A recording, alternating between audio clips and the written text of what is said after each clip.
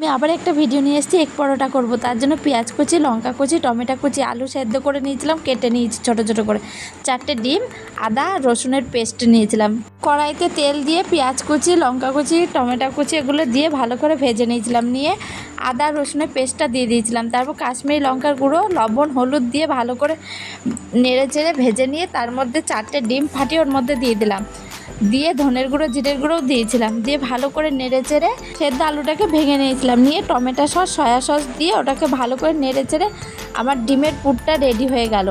এই যে তারপর আটাটা মেখে নেব। ওর মধ্যে আটা ময়দা দুটোই মিক্স করে নিয়েছিলাম, ময়াম দিয়েছিলাম, দিয়ে ভালো করে মেখে নিয়েছি।